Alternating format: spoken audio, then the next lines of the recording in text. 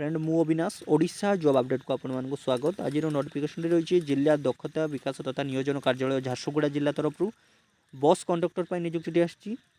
जिला दक्षता विकास तथा नियोजन कार्यालय झारसुगुड़ा मिलित अनुकूल्य प्रेग्रिएंस सिक्यूरीटी कंपनी बस कंडक्टर पदवी पर आवेदन आह्वान कर नियोजन बरणी कौन रही पदवी नाम बस कंडक्टर मोट पदवी 50। आवश्यक योग्यता शिक्षागत आप द्वादश श्रेणी उत्तीर्ण होता आवश्यक। बयससीमा 18 ରୁ 45 वर्ष हो। सर्वनिम्न उच्चता 150 सेंटीमीटर होता आवश्यक। कंडक्टर लाइसेंस थी आवश्यक। ओडिया भाषा में कथबार्ता करें। मानसिक तथा शारीरिक स्तर में सुस्थ थी आवश्यक। दृष्टि निरीक्षण और वर्णधता थी आवश्यक। कौन संक्रामक रोग आक्रांत न होता आवश्यक। कौन मादक द्रव्य सेवन कर आवश्यक। यह क्राइटेरिया रही।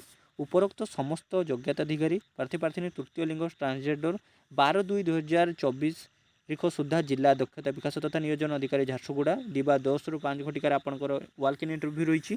यही कार्यक्रम सहित समुद्र कौन पूर्व सूचना जिला दक्षता विकास तथा नियोजन कार्यालय झारसुगुड़ा सह संपर्क करूँ अथवा यही नंबर में संपर्क कर आप डिटेल्स कॉल बा व्हाट्सएप माध्यम आप डिटेल्स जानीपारे।